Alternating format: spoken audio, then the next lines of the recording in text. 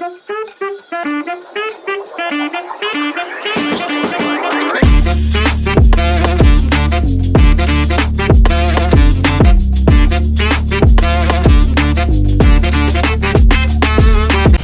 guys, ito na po yung update kanina. Punta namin sa ospital pa laboratory ko po. Nakuha ko na po yung laboratory ko.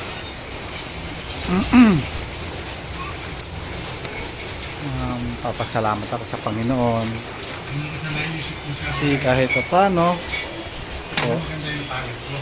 medyo bumaba yung creatinine ko.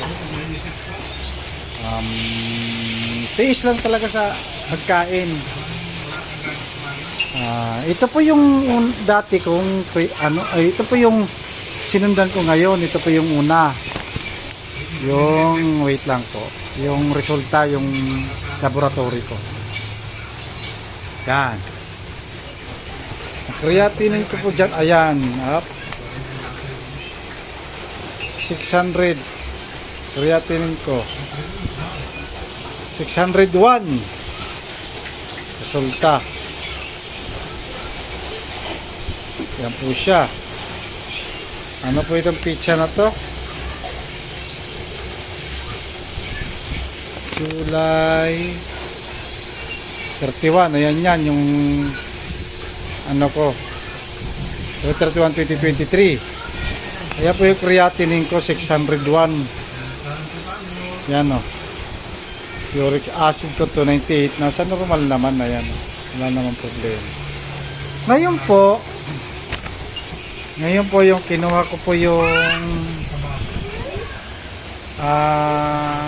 ito yung vlog ko po yan. Napanood ko rin.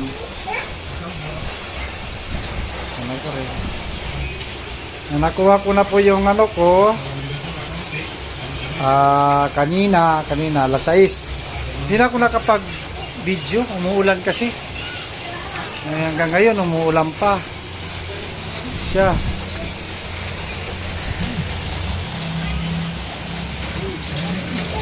Labas, umuulan, no? Po, kaya hindi na po ako nakapag-video kanina pag balik namin ng ospital. Kasi maulan po. Yan, no? Ang ginawa ko na lang po, kinuha na lang namin ng anak ko. Hirap, umulan. Ngayon po yung naging sandali po. Yung anak ko, yan po yung asawa niya. Yan. Ito po yung apo ko. Ito, yung makuliters. Dalawang makulit, andito sa bahay. Ayan, no? Ay, nako. Ayan yung ano ko. Pangalawa.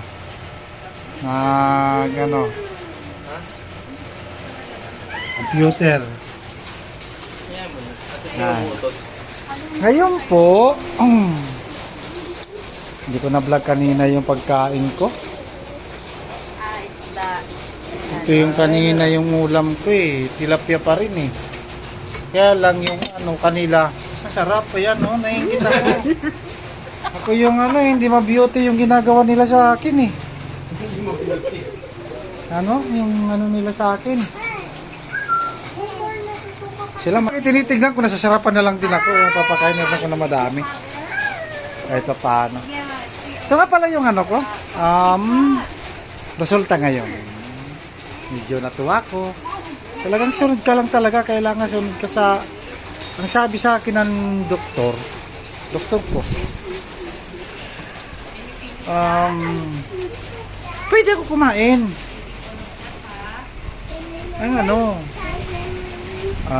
Pero hindi lang talaga pwede kainin yung karne. Pwede ako kumain ng bulalo. Kunin ko lang daw yung gulay sa sabaw. Yun lang. Pero yung karne, huwag ko kainin. Yun ang sabi niya sa akin. Bawal sa akin yung maalat talaga. Maalat. Pwede ka kumain ng manok. Pitso. Yun, pitso. Pwede rin ako sa hipon, sabaw lang. Tapos konti lang daw, konti lang. Pusit. Yung hipon kasi may nagbibigay minsan sa amin, tapos sa limasag, sa nabotas. Minsan may nagbibigay sa amin yan. Doon, marami kasi yan doon sa nabotas. Mga kaibigan ng asawa ko, mga nagtitinda kasi yun, mga tumutugpa. Pinapahaba ko lang kasi medyo natutuwa ko kahit paano sa resulta ng aking kahit paano. Yung huli ko o yung pinakauna ko talagang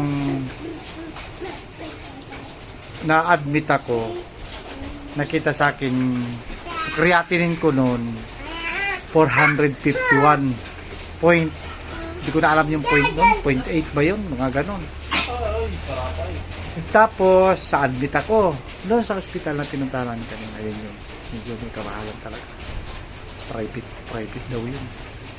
Wala na akong ano kasi pag pumunta kami sa Bernardino, i-admit ako ron, doon ako na nagpunta, admit sana ako ron, wala na kwarto, pwede raw, nandun ako sa labas, parang naman akong kawawang bawat Pilipino sa akin doon. Parang naman ako masyadong kinawawa naman ako noon. Ngayon, ano pa ako noon nahirapan akong huminga, pero motor kami, dalawa kami ng misis ko, madaling araw. Alas 3 yata yun, alas 12:30, mag-alas 3. Pinilit ko magmotor, hindi ko na kasi kaya. Para na ako nalulunod. Para akong Ngayon, wala. Di uwi muna. Tama ba yun? Uwi ba? Pumunta muna kami ng hindi, umuwi nga pala. Tapos, pumunta kami na inana ko ng referral doon sa, ayun nga, sa hospital na yun, yung pinuntahan kanina. Pero dimiretso muna kami ng kidney center doon sa may East Avenue ba yun? Quezon Ave. Pakahaba ng pila. Pakahaba. May isa doon, magpapadialysis. Alas 9 pa siya ng umaga. Alas 9 ng gabi pa. Wala pa, hindi pa siya dialysis, doon pa siya.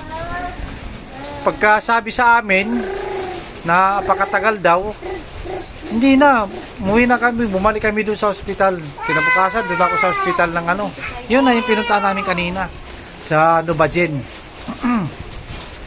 Yun, na-admit ako ron. 4 na araw yata ako. Dami kaagad suero, dami kaagad mga sinaksak sakit. Tapos parang nakita na may blood daw, may dugo daw ata sa ihi ko. Kaya siguro nagkaroon daw ako ng cause na gano'n. Di siyempre ginamot. Sa madaling salita, kalabas ako pang-4 na ata. Daming binawal sa akin. Mayroon pa akong papel yung binigay sa akin na yung mga bawal. Yung bawal ako sa gata, bawal ako sa maalat, bawal lahat ng karne, red meat. May mga bawal din na isda, mga tuna, mga ganun. Basta kaya ang pwede lang sa akin, may kaliskis na isda, may kaliskis. Yan, bangus, tilapia, tamban, basta may kaliskis. Yun. Tapos, pwede daw manok, pitso ng manok. Ang hindi ko lang kasi naitanong, kung anong luto pwede, paano ba? Basta ang ginawa ko na lang, pag nagluluto, wag nyo na lang lagyan ng asin, ewan, hindi ko malaman yung lasa. So, ano yung lasa? Yun, yun? Creatinine ko nun, nang admit ako sa Nubajen, 451. Ngayon, bumaba naman daw sa 300. Hindi, pinalabas ako. Yun nga, pang-4 na bumaba naman daw sa 300. Tapos, paglabas ko, laboratory, papilabalik ako mga 2 linggo muna. Balik ako sa laboratory. Pagbalik ko doon, 447 naman. 447. Yan ang naging ano ko. Naging creatinine ko. Okay. Kaya nang ano, hindi ako na gamot. Tapos, pangalawa ko, siyempre, balik ka na naman. Laboratory ulit. Doktor mo. Ito yun. Ito yung pangatlo kong laboratory. Ito yun siya. Ayan. 601. Yan, July 31, 2023. Yan. Ang laboratory ko. Yan ang creatinine ko, 601. Taas! Bigla akong nanghina. Malakas ako nun pagpunta ko.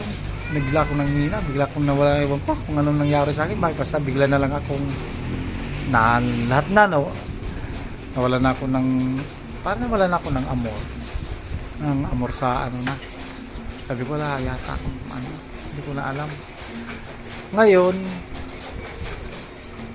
kita ng ano ko, doktora ni Doktora Romansi. Shout out doktora, maraming salamat po. Ngayon sabi ko, Dok, bakit po ganon? Ba't tumaas? Sabi niya, inaasahan ko na talaga natataas yan. Sabi niya sa akin, talagang tataas yan. Sabi ko, ano po bang gamot na pwedeng ano, Dok? Sabi ko, basta sundin mo lang yung mga bawal. Huwag ka lang kakain ng mga bawal. So, binigay sa akin gamot. Sabi niya, may kamahalan to. Ito, yung mga dumi daw sa dugo. Sabi niya. Kung hindi na masyadong nalilinis ng ihi, ilalabas mo naman sa dumi. So, binigay sa akin. Kunin ko lang.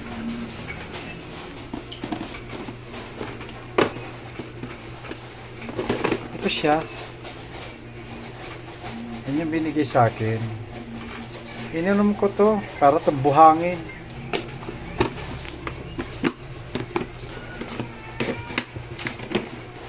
Para siyang buhangin. Tis ako. Nangayayat ako.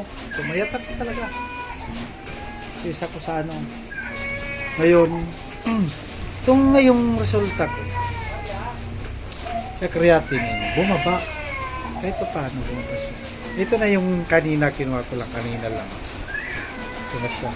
O, July 15 yan. O, ayan, o, bago yan. Ay, 14 pala, July 14. Ayan. July 14, 2023. Ito ang creatinine ko.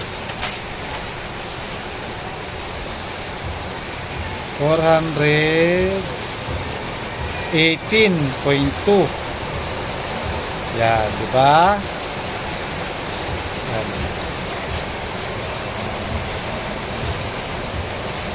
418.2.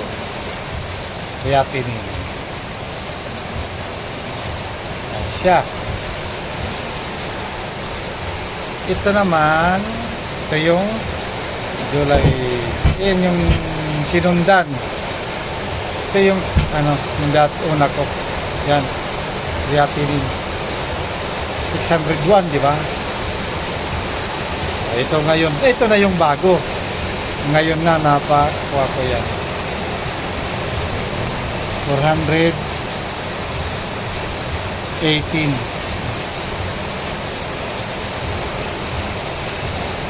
Diba?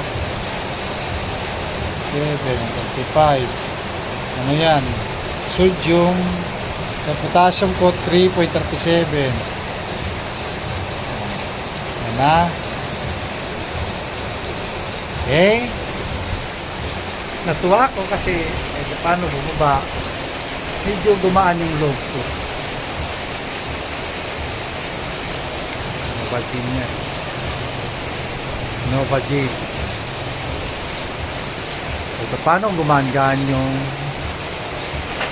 loob ko, yung pagkaramdam ko, manda, mayos. Ewan ko basta kahit paano sumaya ko, yung masaya ko. kahit pa paano. Ayun, nakita nyo na. Ipakita ko na sa inyo yung pinalabasan. Ano lang, sunod lang tayo.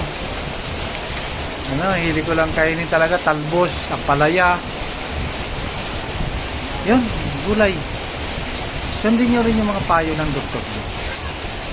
Basta bago ako uminom ng gamot, kakain talaga ako niyan. Bahala, walang ganang kumain doon sa kakain ako niyan. Tapos yun, yung iniinom ko na ano. Nahirapan ako kasi parang buhangin na ginaganon mo sa bunganga. Pwede naman daw yun, nahalo mo sa kanin. Ginaganon ko kasi uminom akong tubig. Ano talaga. Wala ang ginagawa ko. Sige po, maraming salamat. Subscribe. Click the notification bell. Comment kayo. Tapos, like, share. Ay, mga kasama. Mga kasama. Wala. Thank you. Lalo na sa Panginoon. Lagi tayo manalangin. Hindi lang araw, gabi. Kung pwedeng oras-oras ka manalangin. Walang ibang makakatulong sa atin kundi siya lang. Siya lang din ang bumuhay sa atin. Siya ang gumawa ng buhay natin. Siya lang din ang makakatulong sa atin. Wala nang sino pa. Alam nyo.